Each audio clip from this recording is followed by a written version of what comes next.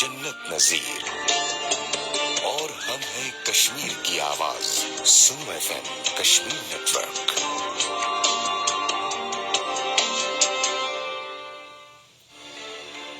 सुनो FM 89.4 Kashmir network पर आप सुन रहे हैं प्रोग्राम बाखबर कश्मीर सईदुर रहमान सदीकी के साथ।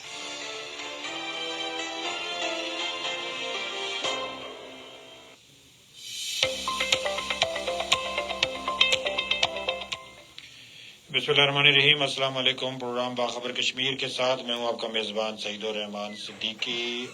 आज हम गुफ्तगू करेंगे आज़ाद कश्मीर हुकूमत की जो कारकर्दगी इस वक्त है और इस पर हुक्मरान इत्तेहादी जमात के एक अहम रुकन हमारे साथ मौजूद हैं, और फिर साथ साथ ये कि आज़ाद कश्मीर में सदारती आर्डनेंस को लेके काफ़ी शोर शराबा है आजकल, उस पर मौक़िफ़ क्या है। मेरे साथ जो मेहमान शख्सियत मौजूद हैं वो हैं मुस्लिम लीग नून आज़ाद कश्मीर के सरबराह शाह गुलाम कादिर, जो आज़ाद जम्मू कश्मीर कौंसिल असम्बली में स्पीकर रह चुके हैं और मेंबर असम्बली भी हैं। शाह साहब बहुत शुक्रिया, आप काफ़ी मसरूफ़ थे और हमने आपकी मसरूफियात में से वक्त आपसे कीमती वक्त आपसे लिया और आप हमारे पास तशरीफ़ लाए, शुक्रिया।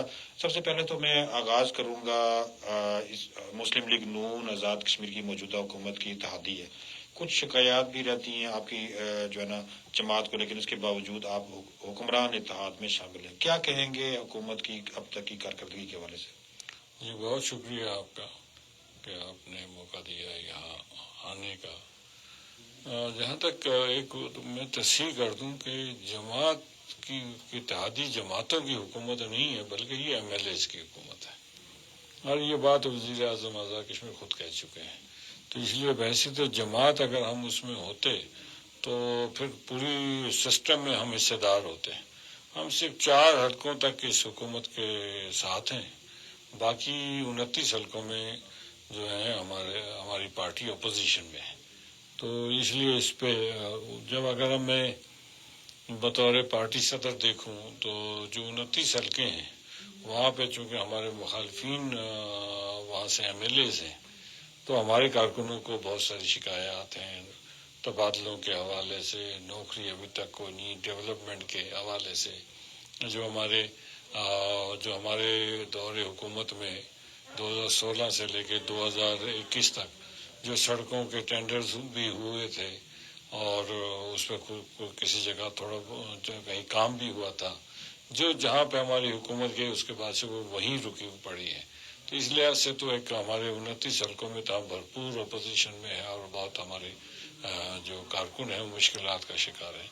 लेकिन बाकी जो 4 हलके हैं, इन 4 हलकों में हम हुकूमत में हैं, तो आप अंदाज़ा कर सकते हैं कि हुकूमत में हम कितना एक हिस्सेदारी हो सकती है। और इसमें एक मैं अपने हलके में तो मैं बाकी हलकों की तरह ही एक मुश्किल सूरत हाल से 2-4 हूँ कि यहाँ पे मेरे हलके में 2 वज़रा जो हैं वो मुसलसल अपने फंड्स समेत हमलावर रहते हैं। तो लेकिन उसके बावजूद चूँकि हुकूमत का एक पार्टी का मरकज़ से फैसला है कि हुकूमत के साथ चलना है, तो इसलिए हम इसमें चल रहे हैं। तो हमारे कारकुन अलबत्ता इस हुकूमत से मुतमईन नहीं है।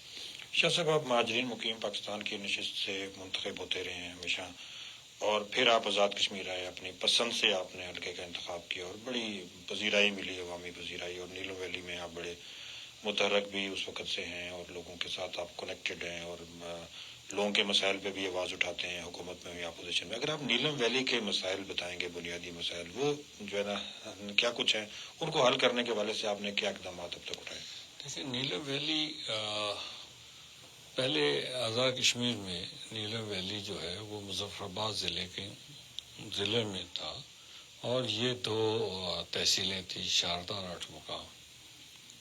ये बाद में मुस्लिम कॉन्फ्रेंस के दौर में सरदार सिकंदर हयात साहब जो वज़ीर आज़म थे दूसरी बार, तो ये ज़िला बना, उसमें भी हमने अपना किया था। ज़िला बनने के बाद फिर हमारा जो तामीर व तरक्की का सिलसिला शुरू हुआ, और आप अंदाज़ा करें कि 12 से 14 साल तक हिंदुस्तान की फायरिंग की वजह से नीलम वैली जो है पूरे इलाके से, पूरे आज़ाद कश्मीर से कट ऑफ रही, इसलिए वो डेवलपमेंट का जो काम था वो भी रुका रहा और वहाँ कोई डेवलपमेंट नहीं होती रही, बल्कि उस दौरान तकरीबन 1700 से 1800 हमारे नीलम वैली के भाई बहन जो है वो وہ شہید ہوئے اور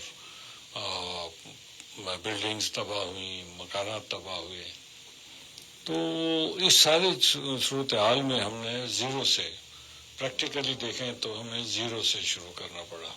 تو وہ جو زیرو سے شروع کر کے آج اللہ کے فضل و کرم سے پورے نیلم میں آپ دیکھیں کہ ماربل سے لے کے پھلاوئی تک ہم نے ایک پوری روڈ بنا دی. اس روڈ کا اعلان میرے قائد میاں محمد نواز شریف صاحب نے 2011 میں جب وہ انتخابی مہم کے سلسلے میں 8 مقام آئے تھے تو انہوں نے وعدہ کیا تھا. وفاقی حکومت کے فیڈرل PSDP میں یہ رکھا بھی گیا تھا، لیکن جب ان کی حکومت چلی گئی تو پیسے ریلیز نہیں ہو سکے. تو ہم نے پھر اپنے ضلعی فنڈ سے یہ سارا کیا اور آج اللہ تعالیٰ کے فضل و کرم سے ہم پھلاوئی تک گاڑیاں جو ہے بہت آسانی سے جاتی ہیں. پہلے ہم کیل سے مظفر آباد 8 سے 9 گھنٹے 10 گھنٹے لگتے تھے، آج 4 گھنٹے میں جو ہے. اور کوسٹرز جو ہیں وہ بھی 5 گھنٹے میں کیل پہنچتی ہیں اور وہ بڑی آرام دہ سفر ہو گیا. تو ٹورزم کو فروغ ملا. موبائل سروس جو اسکام کے ذریعے وہاں پہ جاری ہے.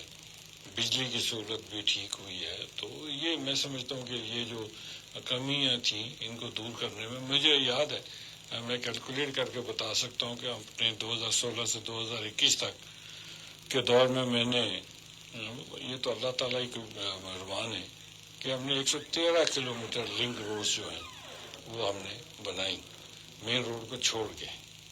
تو اس سے اندازہ آپ کر سکتے ہیں کہ ہم کتنی آگے نکل گئے ہیں. اور آج میں تو دعوے سے کہہ سکتا ہوں آزاد کشمیر کے مختلف اضلاع میں جو بھی سڑکات میں دیکھتا ہوں ان کے نسبت نیلم آج کافی بہتر صورتحال میں ہے.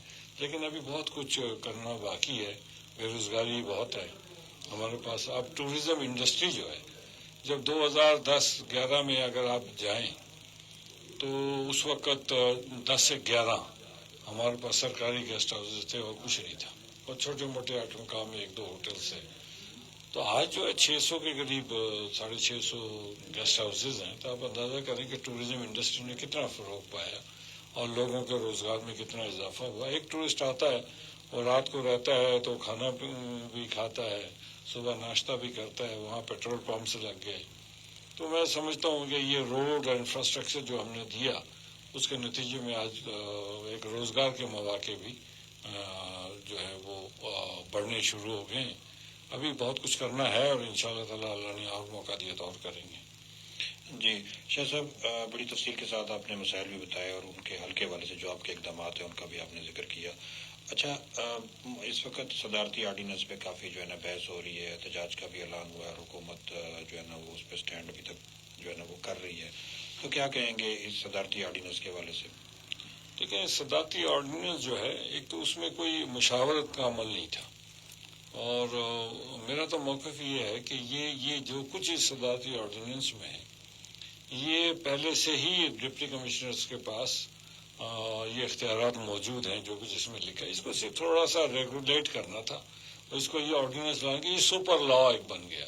تو میں نے تو کہا کہ اس کی ضرورت نہیں تھی اور یہ خواہ مخواہ ایک ہیجان پیدا کرنے کے مترادف ہے. یہ اس لا کو لا کر عدالت میں ابھی ہے، سپریم کورٹ میں ہے. ادھر سے حکومت نے اب ایک کمیٹی بنائی ہے اور حکومت کو بھی میں نے کمیٹی بنائی ہے. دیکھتے ہیں کہ کمیٹی انہوں نے شاید 10 دن کا ٹائم دیا، دیکھتے ہیں 10 دن میں کمیٹی کیا کام کرتی ہے.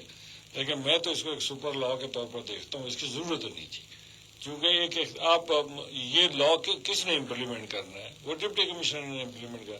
جو ڈسٹرکٹ مجسٹریٹ ہوتا تھا، ڈسٹرکٹ مجسٹریٹ اور اس کے پاس پہلے سے یہ سارے اختیارات موجود ہیں تو اس کو 2 دفعہ ایک ہی کام کے لیے 2 دفعہ اختیار دینے کی ضرورت نہیں تھی.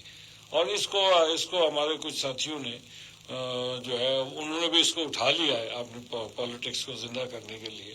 تو وہی پالیٹکس کر رہے ہیں اس کو. تو حکومت کو تو بڑی ذمہ داری ہے کہ حکومت اس معاملے کو بڑی سنجیدگی سے لے کر یا عدالت سے یا اس کو وڈرا کرے یا تمام فریقین کو بٹھا کر اس کا ونس فار آل اس کا ایک حل تلاش کرے. یہ تو ہر روز ایک ہیجان کسی کیفیت چھوٹی چھوٹی ایشو پہ پیدا نہیں ہونا چاہیے. آزاد کشمیر اس کا متحمل نہیں ہو سکتا. شاہ صاحب، آپ نے ذکر ابھی کیا کہ کچھ گروپس ہیں جو اس آرڈیننس کی بنیاد پہ بھی اس کا فائدہ اٹھا رہے ہیں. سیاسی جماعتیں جو ہیں وہ لوگوں میں کام کرتی ہیں اور سیاسی جماعتوں سے جو منتخب نمائندے اس وقت اسمبلی میں پہنچے ہوئے ان کو لوگوں کا مینڈیٹ حاصل ہے, ووٹ بینک کے ذریعے سے وہ سامنے آئے ہیں. اب ان کے مقابلے میں کچھ ایسے گروپس منظم آزاد کشمیر میں ہو رہے ہیں ایک عرصے سے جنہیں پریشر گروپس کہا جاتا ہے, اور جو بعض تجزیہ نگار یہ بات بھی کہتے ہیں کہ شاید سیاسی قیادت کا وہ جو تھا نا ایک گیپ تھا جو عوامی ایشوز پہ آواز اٹھانے کا, وہ گیپ ان کے ذریعے سے فل ہوا ہے. آپ کس طرح سے عوام کو بتائیں گے کہ ایک منتخب سیاسی جو ہے نا کارکن یا پھر اس طرح کے پریشر گروپس کے ذریعے جو جس طرح کا آپ نے ذکر کیا کہ ہیجان کی کیفیت جو ہے نا وہ آزاد کشمیر میں پیدا ہو رہی ہے, کیا کہیں گے آپ؟ دیکھیے, بنیادی طور پر آزاد کشمیر میں بڑی دو سیاسی جماعتیں ہیں, ایک پاکستان مسلم لیگ نون, ایک پاکستان پیپلز پارٹی, اور اس کے بعد 2021 کے الیکشن کے بعد ایک اور جماعت ابھر کر آئی جس کا نام پاکستان تحریک انصاف.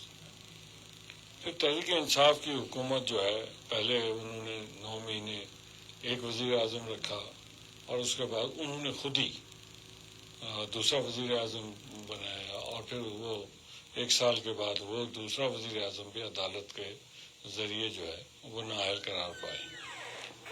پھر ایک ایسا ماحول ہوا کہ پاکستان مسلم لیگ نون, پیپلز پارٹی اور وہ لوگ جو پی ٹی آئی سے نکل کر الگ ایک دھڑا بنا کر انہوں نے حکومت میں شمولیت اختیار کر لی, تو پی ٹی آئی اپوزیشن میں چلی گئی. پی ٹی آئی جو اپوزیشن میں گئی ہے وہ انہوں نے اپوزیشن کا کردار ادا نہیں کیا. جیسے انہوں نے حکومت میں کردار ادا نہیں کیا تھا, اپوزیشن میں بھی کوئی اپوزیشن کا کردار ادا نہیں کیا. ایک ویکیوم پیدا ہو گیا. اب چونکہ 2 بڑی جماعتیں مسلم لیگ اور پیپلز پارٹی, یہ دونوں بڑی جماعتیں جو ہیں ان کے وزراء حکومت میں موجود ہیں, اور لوگ سمجھتے ہیں کہ یہ پارٹیاں بھی موجود ہیں, اور اس میں چونکہ مشاورت کا فقدان ہے اس حکومت میں بہت زیادہ فقدان ہے مشاورت کا, جس کی وجہ سے یہ ایک ایسا ماحول پیدا ہو گیا. اگر پی ٹی آئی کے جو اپوزیشن لیڈر ہیں یا پی ٹی آئی کے صدر ہیں جو اپوزیشن میں لوگ بیٹھے ہیں وہ اپوزیشن کا کردار ادا کرتے تو شاید یہ ہیجان کی کیفیت کبھی پیدا ہی نہ ہوتی. لیکن ابھی دیکھتے ہیں اس کا کوئی نہ کوئی حل تو بہرحال سیاسی جماعتوں نے نکالنا ہے, کسی اور کی بس کی بات یہ ہے نہیں ہے. شاہ صاحب, مقبوضہ کشمیر میں آپ کے سامنے حالات ہیں, وہاں پہ الیکشن بھی ہوئے, اور جو ہے نا بھارت کوشش جو ہے نا وہ کر رہا ہے کہ کشمیر کو اپنے مین اسٹریم میں لے کے آئے, وہاں کی جو ہے قیادت اس کو, لیکن وہاں کے عوام ابھی بھی سراپا جدوجہد ہیں اور وہ آزادی سے کم کسی مطالبے پہ جو ہے نا وہ کمپرومائز کرنے کی پوزیشن میں نظر نہیں آتے. کیا کہیں گے مقبوضہ کشمیر کے حالات جو اس وقت ہیں اس پہ؟ لیکن مقبوضہ کشمیر کے حالات جو ہیں کوئی نارمل حالات نہیں ہیں. ایک تو ہندوستانی فوج کا قبضہ ہے, بھارت جو ہے وہاں پہ سوشل میڈیا جیسے اگر کسی نے بھارت کے خلاف ایک لفظ لکھ دیا تو شام کو وہ گھر نہیں پہنچتا, اور اس کو 6 مہینے تک پتہ نہیں چلتا. 15,000 سے زائد جو ہے ہندوستان کے مختلف جیلوں میں قید ہیں, جس میں بچے بھی شامل ہیں, اور 2019 سے قید ہیں. ان کو عدالتوں سے ضمانت بھی نہیں ہوتی, اور یہ ایک ایسی سچویشن ہے جس سچویشن کا وہاں پہ لوگ مقابلہ کرتے ہیں. آپ دیکھیں پہلے پارلیمنٹ کا الیکشن ہوا تو پارلیمنٹ کے الیکشن میں لوگوں نے جب ووٹ دیا تو بی جے پی کو وادی کشمیر سے ایک نشست بھی نہیں ملی. اسی طرح جب وہاں کے جو الیکشن ہوئے اس کے اسمبلی کے, وہ اسمبلی بھی کوئی اس طرح کی اسمبلی نہیں ہے, اسٹیٹ اسمبلی نہیں ہے, بلکہ وہ اسمبلی جو ہے وہ اس طرح کی اسمبلی ہے کہ جس کا ہر کام جو ہے لیفٹنٹ گورنر سے اجازت سے ہوگی. لیکن اس کے باوجود آپ دیکھیں کہ وہاں پہ جن لوگوں نے آرٹیکل 370 کو بحال کرنے کا دعویٰ کیا, لوگوں نے وادی میں انہیں کو ووٹ دیا. تو اور ایک ڈیوائڈ آ گئی. جموں میں جو ہندو جہاں پہ زیادہ رہتے ہیں وہاں پہ انہوں نے بی جے پی کو ووٹ دیا, اور مسلمانوں نے جو ہے بی جے پی کو ریجیکٹ کر دیا, اور دیگر جو ان کے پراکسیز تھے بی جے پی کے ہندوستانی حکومت کے ان کو بھی ریجیکٹ کر دیا. تو وہاں پہ تو حالات ایسے ہیں کہ کچھ بھی ہندوستان کر لے, اس ساری صورتحال میں ہندوستان کو بہرحال کشمیریوں کے ساتھ بیٹھنا پڑے گا اور پاکستان کے ساتھ بیٹھنا پڑے گا. اگر وہ نہیں بیٹھتا تو مسئلہ کشمیر کا حل تلاش نہیں. اور ہم خود بطور شہری آزادی میں ہم خود ایک فریق ہیں, تو ہمیں بھی باہر رکھ کے کوئی اگر سوچے کہ جو مسئلہ کشمیر کا حل تلاش ہوگا اور ہندوستان جبر کی بنیاد پہ حل تلاش کر لے گا, تو جبر کی بنیاد پہ تو 75 سال میں وہ تلاش نہیں کر سکا. اس نے کیا کچھ نہیں کیا, اس نے قتل عام بھی کیا, اس نے فوج کشی بھی کی، اس نے آئین شکنی بھی کی، پھر اب آئینی تسلط بھی قائم کر لیا، اقوام متحدہ کی قراردادوں سے بھی بھاگ گیا، ساری چیزیں کر لی، لیکن کشمیری تو ادھر ہی کھڑے ہیں کہ جی ہم ہندوستانی نہیں ہیں اور ہم کسی صورت ہندوستان کے ساتھ رہنا نہیں چاہتے. تو اس لیے ہندوستان کے حکمرانوں کو جتنی جلدی عقل آ جائے اتنا ہی بہتر ہے. جی شاہ صاحب، پھر میں آپ کے حلقے کی طرف آؤں گا. نیلم ویلی خوبصورت علاقہ ہے، مسائل بھی ہیں اور مسائل حل بھی ہو رہے ہیں. سیاح بہت زیادہ کچھ ایک عرصے سے وہاں اس طرف راغب ہوا ہے جب سے نیلم ویلی میں امن ہوا ہے. تو کیسے بتائیں گے نیلم ویلی کے حوالے سے کہ یہ اس کی خوبصورتی کے حوالے سے سیاحت کے جو فیوچر میں مواقع آ رہے ہیں، بہت زیادہ سردیوں میں برفانی سیاحت بھی عروج پہ ہوتی ہے، اور وہاں پہ جو سہولیات ہیں اس حوالے سے؟ لیکن میں نے آپ سے پہلے بھی گزارش کر دی کہ ہمارے پاس پہلے انفراسٹرکچر ہی نہیں تھا. اب انفراسٹرکچر ہے، سڑکیں بن گئی ہیں، اب کاریں جو ہے کیل تک بڑی آسانی سے، بلکہ پھلوائی تک چھوٹی کاریں بھی چلی جاتی ہیں. پہلے جیپوں میں جانا پڑتا تھا. ایک تو یہ ہے. دوسرا بجلی کا لوکل جو بجلی کے جنریشن ہوتی ہے، جیسے سرگن ہے، کیل میں بھی ہے، تو اس سے بھی ہمیں بہت. پھر موبائل سروس جو ہے اس کی وجہ سے، تو یہ ایک بیسکس جو ایک کسی اچھے گیسٹ ہاؤسز ہیں، بہت اچھے 5 اسٹار گیسٹ ہاؤسز بھی ہیں اور 1 اسٹار گیسٹ ہاؤسز بھی ہیں اور بلو 1 اسٹار بھی ہیں. ہر طبقے کے لوگ جس طرح کے ہوٹلز میں جا کر رہنے کی استطاعت رکھتے ہیں ٹورسٹ، اس طرح کے لوگ وہاں پہ فیسلٹیز موجود ہیں، اور لوگ بہت نیلم کے لوگ بہت ویلکمنگ ہیں. جو بھی کوئی جاتا ہے اس کے ساتھ اچھی طرح پیش آتے ہیں، ان کے ساتھ معاونت کرتے ہیں. تو میں سمجھتا ہوں اس سے ابھی بہت سارے ٹورسٹ اسپاٹس جو ہیں وہ ابھی تک کھلے نہیں ہیں، اس لیے کہ ان تک ابھی ہم مین روڈز پہ ہی لگے رہے. اب جو ہے مین روڈ تقریباً آخری 10 کلومیٹر رہتا ہے تاوبر تک. اس کے بعد ہماری ترجیح اللہ نے موقع دیا تو ہم بہت سارے جو پتلیاں لیک ہے اس تک ہم سڑک کو لے کر جائیں گے. مائی ناردا کی جو شاردا سے اوپر ایک جھیل ہے وہاں تک لے کے جائیں گے، اور اس کے بعد دودھنیال سے رتی گلی تک وہ ایک نیا ٹریک دیں گے جس میں راستے میں 3 کے قریب اور جھیلیں آتی ہیں. تو ہم ٹوریزم کو بھرپور موقع انشاءاللہ تعالیٰ ملے گا اور لوگ آئیں گے. ابھی بھی 5 سے 6 لاکھ ٹورسٹ آتے ہیں سال میں نیلم ویلی. تو یہ جیسے ہی یہ روڈ مکمل ہوگا، یہ پروجیکٹ جو ہمارے پیش نظر ہیں یہ مکمل ہوتے ہیں، تو میرا اپنا خیال ہے کہ ہم کوئی 10-15 لاکھ ٹورسٹ ہر سال ریسیو کریں گے. اور ابھی ہمارے 2 ہائیڈر کے پروجیکٹس جو ہیں بہت امپورٹنٹ ہے کہ ایک شونٹر کا 52 میگا واٹ کا، ایک پھلوئی کا جو ہے وہ 3 میگا واٹ کا، تو وہ بھی زیر کار ہے. تو انشاءاللہ تعالیٰ یہ بجلی کے چھوٹے موٹے جہاں گاؤں میں مسائل ہیں، وہ ہاسپٹلس کے جو ہے ابھی بہت اچھا سسٹم ڈسٹرکٹ ہاسپٹل موجود ہے، اس میں ڈاکٹرز کی تعیناتی ہے، لیکن اب دور دراز علاقہ ہے جس کی وجہ سے ڈاکٹرز میں کبھی ہوتے ہیں کبھی نہیں ہوتے. اس کو انشور کریں گے. یہ سسٹم کو اب جو ہے اور ٹائٹن کرنا ہے، اس کو سیدھا کرنا ہے تاکہ جو جہاں پہ ڈیوٹی جس کے لگی ہے وہ ڈیوٹی کرے. تو میں سمجھتا ہوں نیلم ویلی جو ہے وہ فیوچر جو ہے نیلم ویلی آزاد کشمیر میں ٹوریزم کا فیوچر جو ہے وہ نیلم ویلی ہی ہے.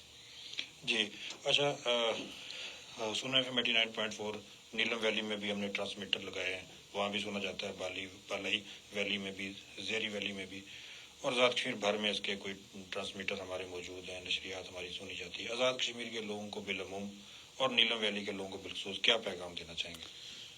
دیکھیں، آزاد کشمیر کا خطہ جو ہے وہ بہت کوئی آسانی سے کسی نے ہمیں آزادی نہیں دی ہے. ہم نے، ہمارے بزرگوں نے بہت جنگ لڑ کے، ڈوگرا فوج سے جنگ لڑ کے آزادی حاصل کی، اور ہندوستان کی میلی نظر ہمیشہ رہتی ہے. ہمیں اتحاد، اتفاق اور اپنے نظریے پر قائم رہتے ہوئے اپنے مطالبات اور اپنے جو مسائل ہیں ان کو پیش بھی کرنا چاہیے، ان کو حل بھی کروانا چاہیے. لیکن ایک بیسک کامن فیکٹر ہے کہ ہمارا جو نظریہ علاقے پاکستان، اس پہ ہمیں قائم رہتے ہوئے ہم اپنی ساری چیزوں کا مطالبہ کر سکتے ہیں اور اس کے اوپر ہمیں کام بھی کرنا چاہیے. تو اس لیے اگر ہم اتفاق، اتحاد کے ساتھ رہیں اور امن و امان کو برقرار رکھیں، کیونکہ دشمن کی ہمیشہ کوشش رہتی ہے کہ آزاد کشمیر میں امن و امان نہ ہو. ہم اگر امن و امان کو برقرار رکھ سکیں، ہجران کی کیفیت کو ختم کر سکیں، تو انشاءاللہ تعالیٰ آزاد کشمیر بہت ترقی کرے گا، اور اس سارے ایریے میں جو ایک تو آزاد پاکستان کے سب سے ترقی یافتہ علاقہ جو ہے وہ پھر آزاد کشمیر ہی کہلائے گا۔